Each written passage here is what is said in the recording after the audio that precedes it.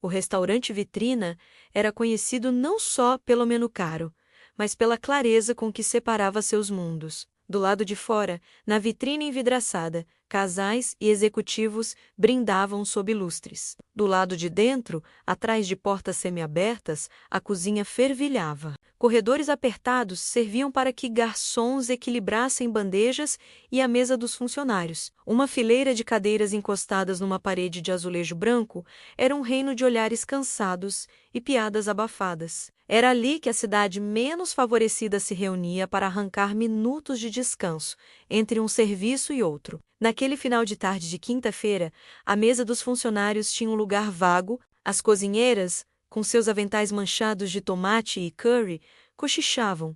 Os garçons respiravam fundo preparando os talheres. O gerente ajustava a lista de reservas num tablet. E uma madame, uma das clientas fixas do restaurante, sentou-se e ergueu o queixo. Sente-se na mesa dos funcionários, disse ela, sem levantar os olhos, como quem dá uma ordem que não admite reposta. Era mais um comentário descuidado, talvez uma tentativa de humor sarcástico.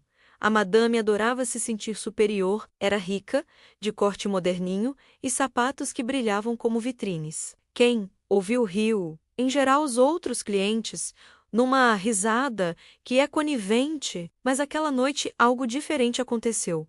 Ao invés da pessoa tolhida que a madame esperava, uma jovem se aproximou e, com um sorriso calmo, respondeu: "Com licença, senhora. Posso?" Havia uma compostura em seu andar que não combinava com os sapatos surrados que usava. Algo em seus olhos denunciava educação e uma calma meticulosa. Ela segurou uma pequena bolsa de pano e, ao sentar, ajeitou-se como quem ajusta o uniforme para uma apresentação. Ninguém ali suspeitava do que vinha a seguir. O que se viu foi apenas mais uma jovem humilde tomando seu lugar e a madame, já entre goles de vinho, engrossando o tom. "Ora, ótimo", ela disse, em voz alta para que toda a mesa visse. "Vejo que pedimos a atuação da semana, ao menos nos entretenha." Risos.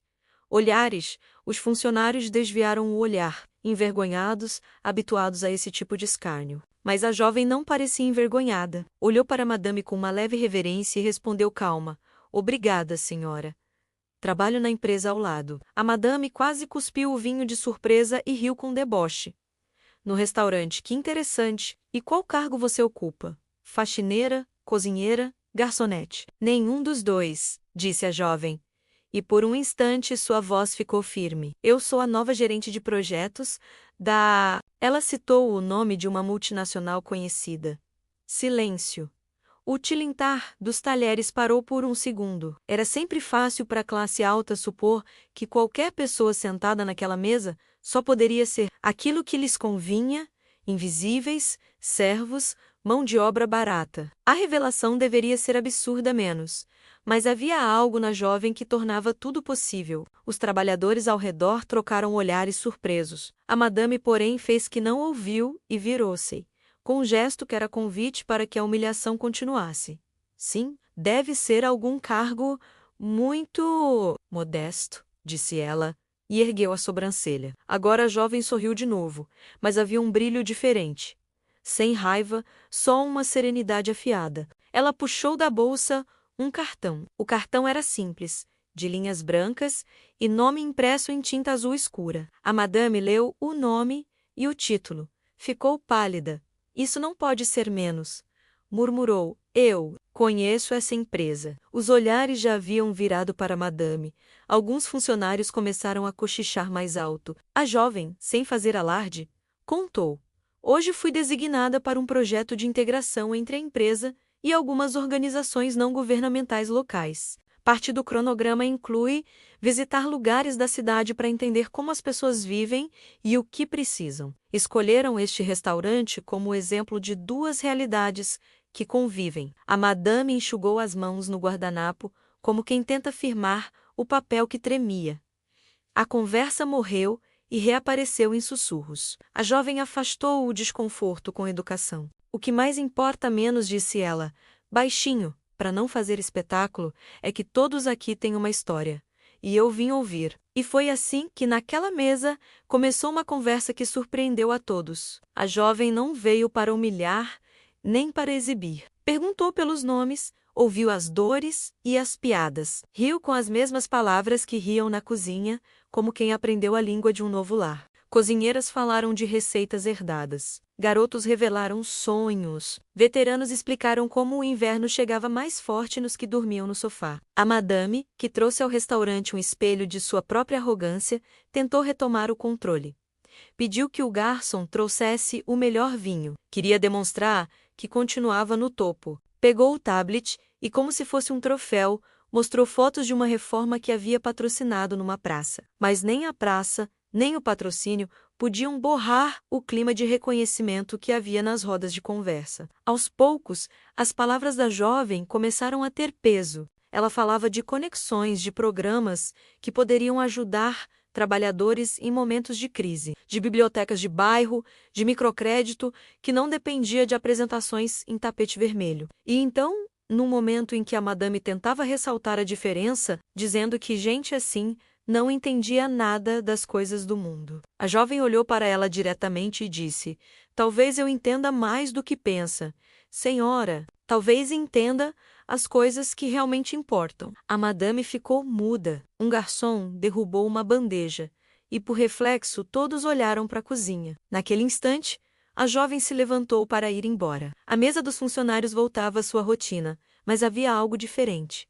Olhares menos baixos, sorrisos com mais vontade. A madame terminou sua taça e foi embora, levando consigo um desconforto que nenhum vinho podia afogar. Quando a noite terminou e as luzes do restaurante se apagaram, ninguém sabia que não fora apenas a revelação de um cargo que mudara a atmosfera do lugar. Ninguém imaginava que aquela jovem, com seus sapatos surrados e bolsa de pano, era também filha de uma faxineira que, anos atrás, havia sido demitida injustamente por um deslize que impactou a família inteira. Ninguém sabia que seus estudos haviam sido financiados por bolsas e trabalhos noturnos. E, acima de tudo, ninguém desconfiava que, dias depois, algo muito maior do que uma conversa mudaria o destino de cada pessoa naquela mesa. Mas essas coisas são melhor contadas aos poucos. Na manhã seguinte, o restaurante acordou cedo, a estação de entregas trouxe sacos de farinha e caixas de verduras. O relógio marcava horas que para alguns eram madrugada. A jovem voltou,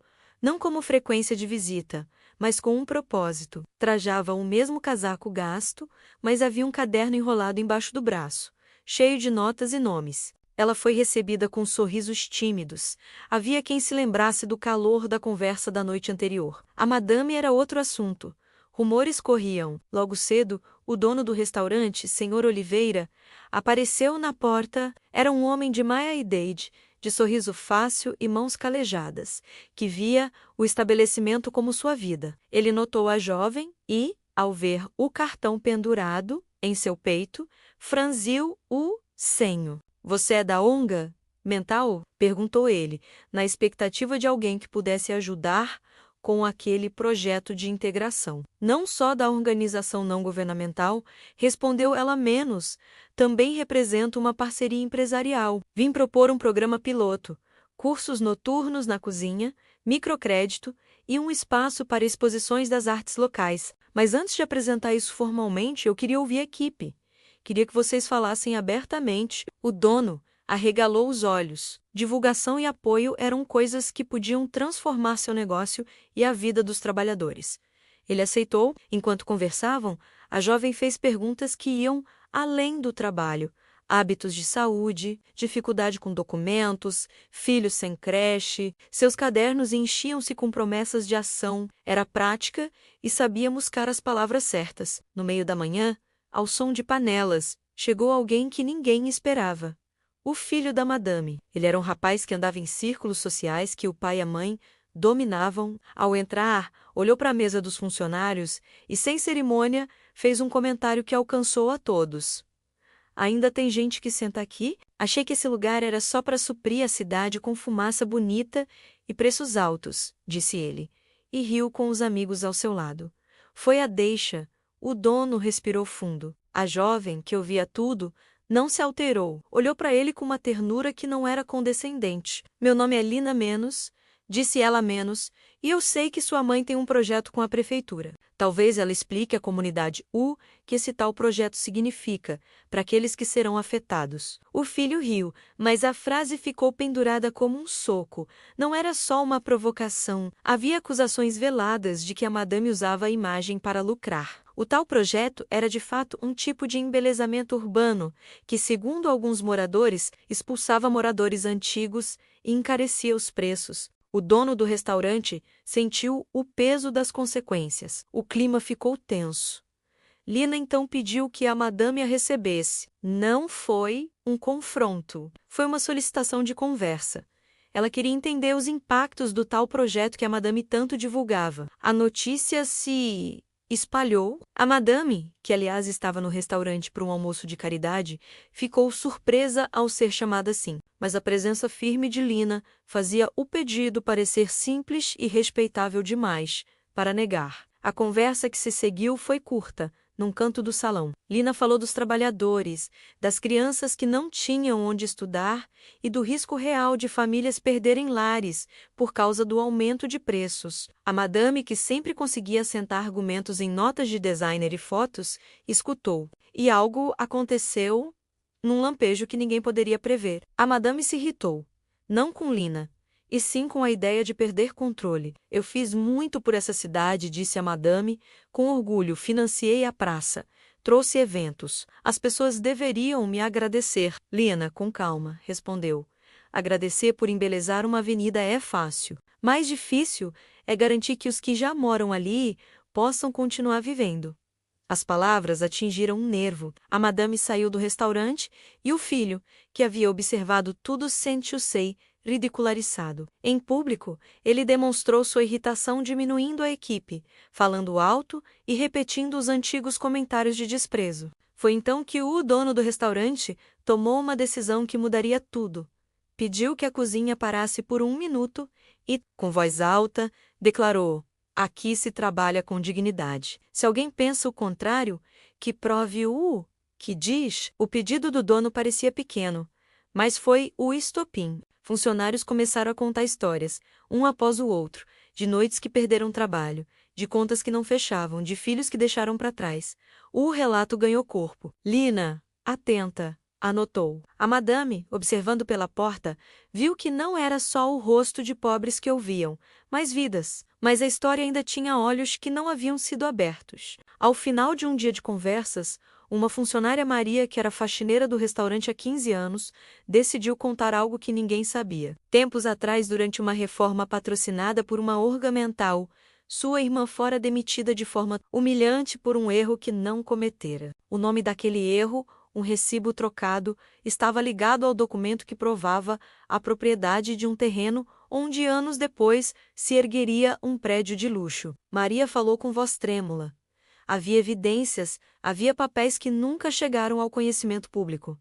Lina pediu para ver os papéis. Maria disse que os guardara num envelope velho, que mantinha escondido com medo de represálias. Quando o envelope foi aberto e as folhas lidas, descobriu-se que havia indícios de apropriação. Nomes riscados por canetas usadas por pessoas influentes. Assinaturas que Maurício, o filho da madame, não conhecia. O buraco no tecido social começava a aparecer. A madame, que guardara sua reputação como um manto, sentiu-se ameaçada como nunca antes. A notícia correu pela cidade como uma fagulha. E enquanto isso, Lina redigia um relatório preliminar para a empresa e a ONGs em casa. À noite, enquanto escrevia, pensava no que ouvira.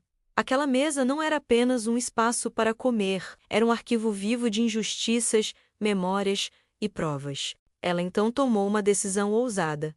Acionaria o departamento jurídico da empresa para investigar formalmente a obra, com a promessa de não se permitir que o poder fosse usado para encobrir erros. A madame, que agora sentia o cerco apertar, começou a articular contra-ataques.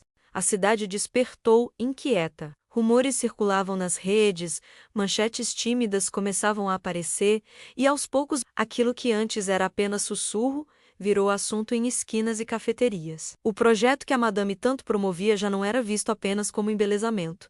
Agora tinha cheiro de irregularidade. A cada nova informação, os moradores afetados se perguntavam se alguém, algum dia, iria de fato olhar por eles. Enquanto isso, Lina trabalhava sem descanso. Reuniu documentos, juntou testemunhas e organizou tudo num relatório robusto. Não era apenas um dossiê contra a madame, mas um mapa completo das dores da comunidade. Cada depoimento anotado era um lembrete de por que aquela luta importava. A jovem não queria destruir reputações, queria justiça, e isso significava trazer à luz o que muitos escondiam. Do outro lado, a madame preparava sua contraofensiva. Contratou advogados caros, convocou assessores e tentou retomar controle da narrativa. Sua imagem era seu patrimônio mais valioso, e ela estava disposta a defendê-lo a qualquer custo. Foi então que marcou um grande evento público na praça recém-reformada. Flashes, câmeras, microfones,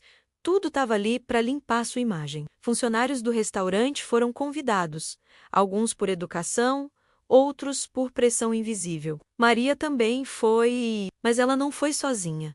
Levou com ela o velho envelope que guardara por anos, como quem segura a última peça de um quebra-cabeça. Quando a madame subiu ao palco, fez exatamente o que todos esperavam, um discurso bonito, ensaiado, cheio de palavras vazias e promessas que nunca tocavam o chão onde o povo caminhava.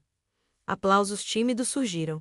Era o teatro perfeito. Até que Maria, com um envelope nas mãos, levantou-se. Ela caminhou entre as fileiras com passos firmes. Alguns tentaram impedir, mas era tarde. A praça inteira olhava para ela. Lina, ao fundo, prendia a respiração. Com licença, disse Maria, sua voz tremendo, só no primeiro segundo. Quero dizer algo. Trabalhei 14 anos limpando o restaurante da senhora. E hoje eu preciso ser ouvida. O silêncio caiu como uma cortina pesada. Maria abriu o envelope e puxou os papéis amarelados, revelando contratos adulterados, assinaturas suspeitas e documentos que apontavam para apropriação indevida na obra que a madame tanto promovia. A praça, antes cheia de sorrisos fabricados, agora tinha olhos arregalados e celulares gravando cada segundo. A madame tentou intervir, tentou tomar o microfone, mas o estrago estava feito. Ali, diante de todos, a verdade encontrou o caminho que buscava há anos. Alguns começaram a aplaudir. Outros simplesmente choraram. Maurício, o filho da madame, pálido, olhou para Lina e pela primeira vez entendeu que havia participado de algo maior do que sua arrogância permitia enxergar. Ele se aproximou de Maria, segurou o microfone e disse: "Eu não sabia disso, mas agora sei. E prometo colaborar para que tudo seja investigado." A praça explodiu em murmúrios. Pela primeira vez, os poderosos estavam sendo obrigados a escutar os invisíveis. Nos dias seguintes, o caso virou manchete. A prefeitura abriu investigação, a empresa parceira apoiou a auditoria e a ONGização não governamental exigiu transparência total. A madame, enfraquecida, não conseguiu controlar o desfecho. Documentos foram analisados, testemunhas ouvidas e irregularidades confirmadas. O restaurante, antes pressionado, ganhou apoio de toda a comunidade. Clientes deixavam bilhetes carinhosos, moradores ofereciam ajuda. Voluntários queriam participar dos cursos que Lina havia proposto. E Lina, sempre silenciosa, sabia que aquela vitória era apenas o começo. O trabalho real ainda viria. Na última noite daquela semana intensa, ela passou pela frente do restaurante. Dentro, viu a mesma mesa onde tudo começou. A mesa dos funcionários, mas agora havia sorrisos, conversas e até risadas. Não era mais símbolo de inferioridade, era símbolo de união. Ela respirou fundo e ali, naquele instante, entendeu o poder de uma história compartilhada. Antes de seguir seu caminho, Lina olhou para você, sim, para você que está ouvindo essa história menos, e disse: se histórias assim te tocam, se você acredita que justiça começa quando alguém tem coragem de falar, então inscreva-se no canal. Aqui, toda semana damos voz aos invisíveis. E a cidade, como sempre, continuou em movimento. Mas depois daquela noite, ela já não era a mesma.